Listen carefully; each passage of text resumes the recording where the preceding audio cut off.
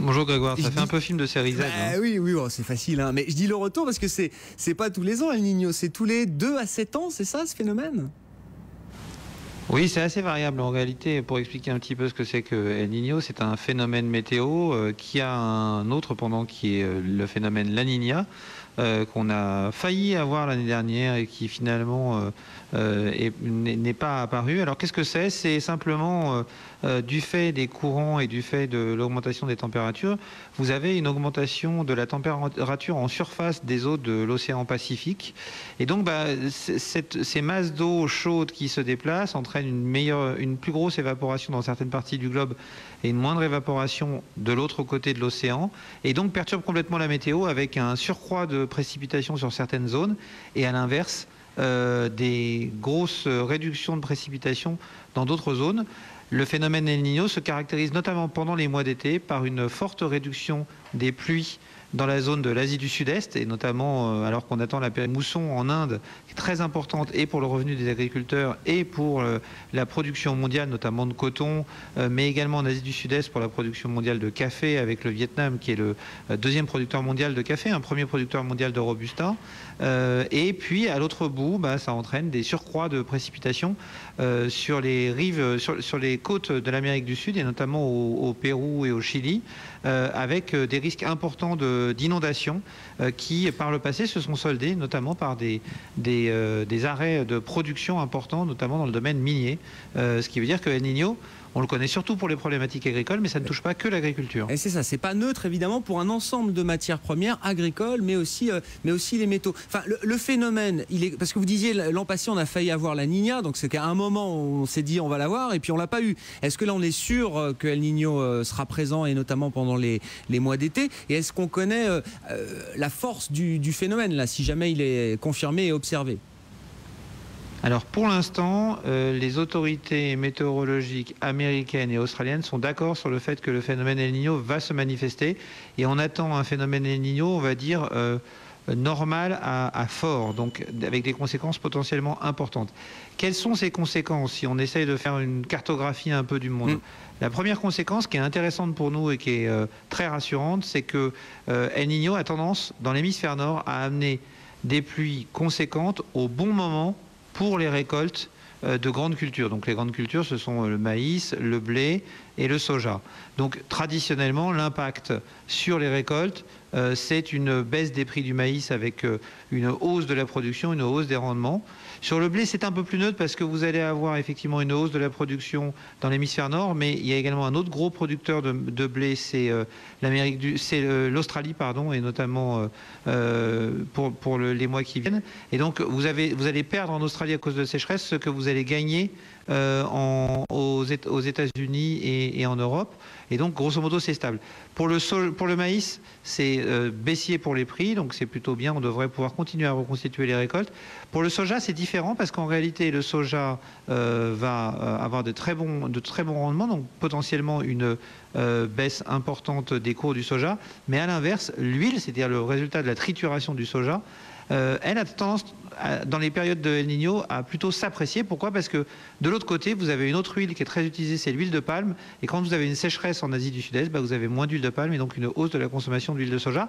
Donc sur les récoltes, plutôt un impact positif pour les grandes cultures, et en revanche assez négatif pour les produits exotiques, le coton et le café que j'évoquais tout à l'heure, qui sont produits notamment au Vietnam ou en Inde, et également potentiellement sur le cacao, avec des perturbations à attendre peut-être, et un peu de sécheresse sur l'Asie, sur l'Afrique de l'Ouest, et notamment sur la Côte d'Ivoire et le Ghana, qui sont des gros producteurs de cacao.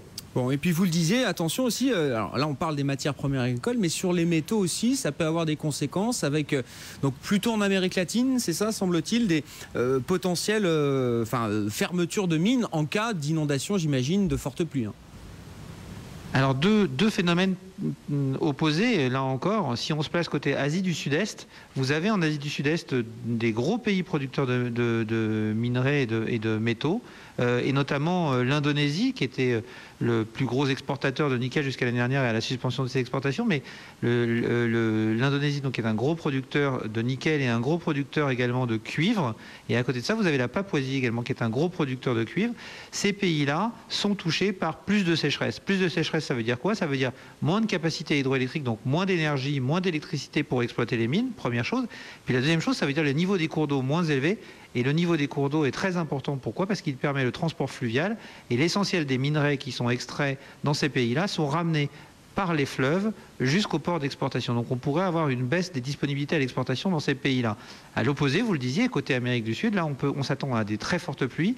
Ça a déjà été le cas il y a quelques mois dans certaines régions, et notamment dans le désert d'Atacama qui a subi des pluies diluviennes, ce qui est très rare, et ce qui a dû suspendre l'exploitation de certaines mines.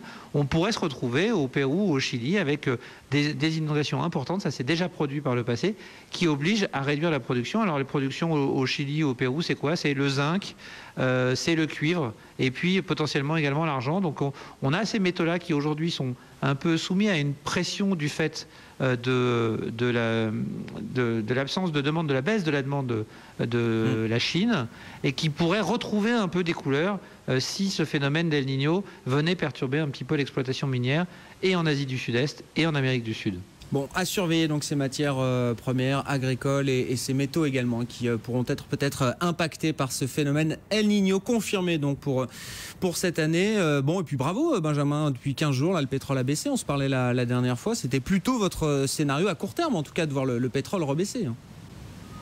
Oui, c'est encore un peu court pour crier victoire, mais effectivement, on peut imaginer que la bataille qui fait rage et qui nous faisait dire que les prix allaient baisser entre l'Arabie Saoudite et les pétroliers de schiste n'en est encore qu'à ses débuts. Un certain nombre d'acteurs aujourd'hui nous rejoignent sur l'idée que les prix devraient baisser. Pourquoi? Parce que si les prix remontent trop vite, on va avoir naturellement cette production de pétrole de schiste qui va revenir sur le marché et qui va caper un petit peu les prix, ce qui a fait dire à un analyste assez réputé du secteur du pétrole qui s'appelle Olivier Jacob, qui travaille dans une société qui s'appelle Petromatrix, qu'on allait rentrer dans ce qu'on appelle la shale band, c'est-à-dire une bande de prix qui est calée entre 45 $ en bas et 65 $ en haut. Dès qu'on touchera une de ces deux bornes, on aura les prix qui seront soumis à de fortes forces de rappel, et donc potentiellement un prix qui pourrait rester là le temps que les pétroliers de schiste soient sortis du marché, ce qui est le but ultime des Saoudiens et de l'OPEP dans la manipulation qu'ils sont en train de mettre en place. Bon, on sait quand même qu'ils ont une capacité de résistance. Enfin, ils se sont mis en ordre de bataille, en tout cas, ces producteurs de gaz de schiste. Enfin, la technologie, la structure de coût, tout ça a été quand même assez significativement optimisé, on va dire. On a fait des progrès, mais il faut pas oublier que le secteur des pétroles de schiste ne se serait sans doute pas développé dans des conditions normales de taux d'intérêt.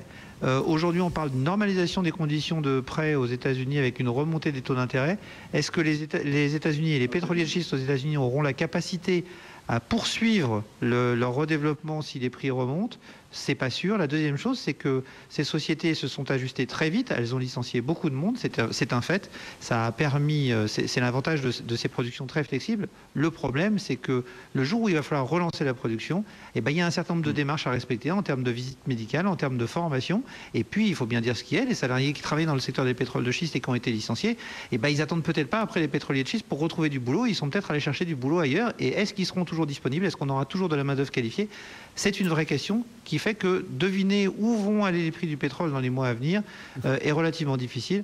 On reste persuadé que sur le long terme, bien évidemment, je vous l'ai déjà dit, les prix reviendront sur des niveaux beaucoup plus élevés avec un taux de déplétion naturel des champs de l'ordre de 5% par an. Tous les 10 ans, il faut qu'on trouve 45 millions de barils de pétrole nouveaux à mettre en exploitation, ce qui reste un challenge énorme. Bon, pour vous rassurer, est-ce que ça n'a jamais été facile de prévoir ou de parier sur l'évolution de quoi que ce soit sur les marchés pétrole, devises ou autres? Voilà, c'est toujours un exercice très compliqué. Merci beaucoup Benjamin. Benjamin Louvet, associé gérant de Prime Finance, en direct en duplex dans Intégral Bourse cet après-midi, bientôt 16h30. On entre dans la dernière heure de séance en Europe et le CAC 40 qui se redresse symboliquement, qui repasse au-delà de son point d'équilibre, plus 0,06%, au-delà de 5120 points.